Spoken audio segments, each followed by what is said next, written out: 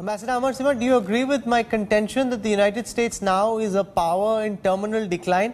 That if this had happened under Donald Trump, people would have said, okay, that's just the kind of president he is. Now that this has happened under Joe Biden, and given especially his so-called expertise in foreign affairs and matters military, is this then proof that the United States of today is like the Britain between the two world wars?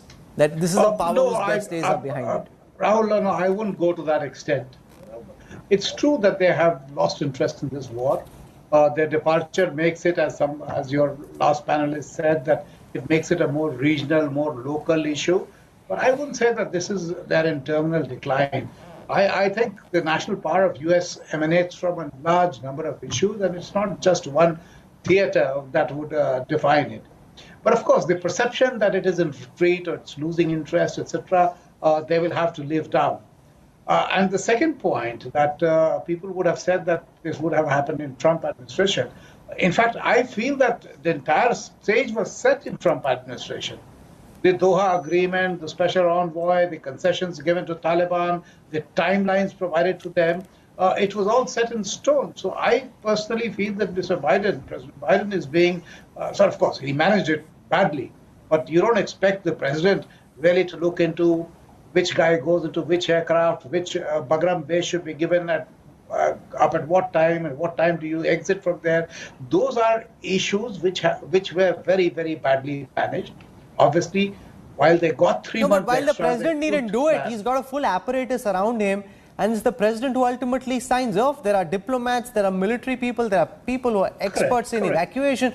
So you can't just say it's not Biden's fault, it's the whole country's apparatus that operates around him, Ambassador. Oh, absolutely. But what I'm saying that there are other sort of claimants to this credit of this disaster that we are seeing in Afghanistan. And it was not by the making of Mr. Biden alone. So let's not, it was the last two presidents. And this entire process started in 2018. But, well, he was, of course, determined to get out. It could have been done in a much better way, perhaps in terms of the optics. But the fact that he had to leave was very clear for everybody. Sushant Sareen, was Joe Biden just dealt a bad hand? Or do you believe that the events of the past few weeks are evidence that America now is a power in decline, that countries like India need to be very mindful of what happened in the United States? Because if we are banking on Washington to come to our aid against Beijing, they can just pack off and then they can say, hey, this is a problem for you to deal with. So, Rahul, there are two things to this. One is, of course, I wouldn't say Joe Biden was dealt a bad hand. I think the Americans mishandled this war right from day one.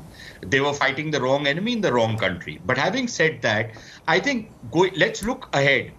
No doubt the Americans have suffered a lot of reputational damage, and there is absolutely no doubt that very serious questions about their reliability as partners and allies are being raised. But to write off the Americans or American power and say that they're in terminal decline, I think it's very premature. Even after Vietnam, a lot of people had written off the US. But look at the way the Americans regrouped and then combated communism. So to me, what is important is how do the Americans handle the situation which they have left behind? Do they now fall for this, wokist kind of logic and keep funding a horror show like the Taliban and keep funding the Pakistanis and keep giving them concessions and keep getting stabbed in the back?